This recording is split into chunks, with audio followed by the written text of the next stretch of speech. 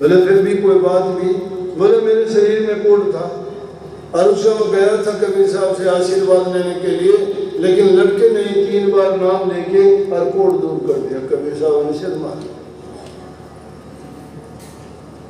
और सिर मारा और जाके घर में बड़े नाराज सा हो गया, कमाल करने लगा, जी आप उदास क्यों हो? क्या है उदासी का कारण? संत उदास होते नहीं, लेकिन जब कभी ऐसी कोई घटना होती है तो उनको दुख लगता है। कोई भगत और रास्ते से भटकता है, उनको दुख लगता है, क्योंकि वो भक्तों को, अपने सेवकों को अपना अंग मानते हैं। और जब शरीर का कोई अंग खराब होता है तो उनको दुख लगता है, या वो कोई गलत काम कर दे तो उनको बहुत दुख होता है, पीड़ा होती है। उनको पीड़ा ये हुई कि देखो भक्त होते हुए नाम की महिमा नहीं समझी। और उन्होंने कह दिया कि डूबा वंश कबीर का और पैदा होया कमाल, कोडी बदले ला दिया नाम अमोलक राम। क्यों राम के नाम को दो एक कोडी के बदले लगा दिया, उसने नाम की कदर नहीं जानी। नाम इन कोडियों के लिए ऐसे थोड़ा होता है, इतनी बार नाम लेने की जरूरत नहीं थी, कोड तो उसी टाइम दूर हो जाना से रह बोलते ही। इसलिए उस राम का नाम का जाप की महिमा गाई है। ये हम इतने दिन गुरु की सेवा करते, नाम लेते, भक्ति करते, तप करते, साधना करते, अभ्यास करते हो जाते हैं, हमारे अंदर बदलाव क्यों नहीं आता? वही झगड़े, वही निंदा, वही चुगली, वही ईर्ष्या, वही द्वेष क्यों है हमारे दिलों में? हम दिल के सच्चे नहीं हैं, हम नाम नहीं जपते।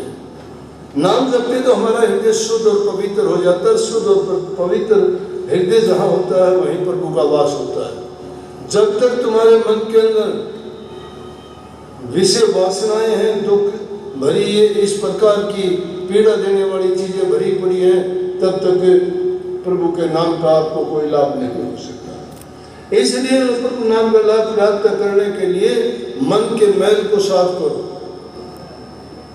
मन को जब साफ करोगे, नहीं बड़ा झगड़ा होता है, एक दिन में नहीं होगा।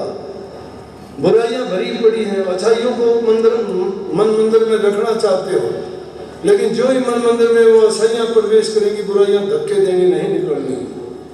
दोनों का संघर्ष होगा। जीत किसकी होगी? जीत जब होगी जब आप उस नाम को लगे रहोगे। लगा रहिए प्रेमी मेरा भाई रे, तेरी बढ़त मत। लड़ाई करने में संघर्ष जब करोगे, लगे रहना पड़ेगा उसमें। जब निश्चय करके लगे रहोगे तो बुराइयां बाल भाग जाएंगी और अच्छाइयां तुम्हारे हृदय में आ जाएंगे। जब अच्छाई आ गई तो प्रभु के गुण हैं, प्रभु के नाम के गुण हैं, प्रेम है, शांति है, दया है, करुणा है, परोपकार है, उसमें परहित है, सब पर कृपा बरसती है। इसलिए ये शुद्ध और पवित्र हृदय की भूमि में ही ये फसल उगती है। और ये संतों के उपदेश को अपनाने से, उनको मानने से, उनका पालन करने से चलती है।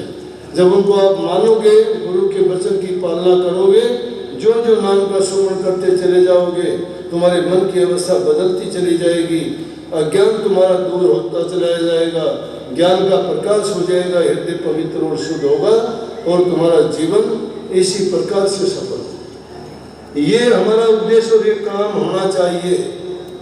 इसलिए हमें मन को पवित्र, वाणी में मिठास और तन से सेवा करनी चाहिए। 3 ही चीज इस जीव के हित के कल्याण की है। जो इंसान सच्चाई के साथ इनसे बरतता है, उसका जीवन सफल हो जाता है और वो इस माया जंजाल से निकल के सदा के लिए अमर हो जाता है। गुरु महाराज की कृपा है कि उन्होंने जो ज्ञान दिया, उन्होंने जो दात बख्शी, और उस दात से जो जी चुराता है उसको लेना नहीं चाहता, और उसको पाके भी उस चक को भुनवाना नहीं चाहता, तो उसके लिए काबिज है। लेकिन उसको जो भुना लेगा वो माल हो जाएगा, उसके पास किसी चीज की कमी नहीं रहेगी, हर प्रकार से सुखी संपन्न रहेगा, तन से, मन से, धन से, और उसका जीवन सुखी होगा। गुरु महाराज उन सब पर कृपा बख्शे, कृपा करेंगे।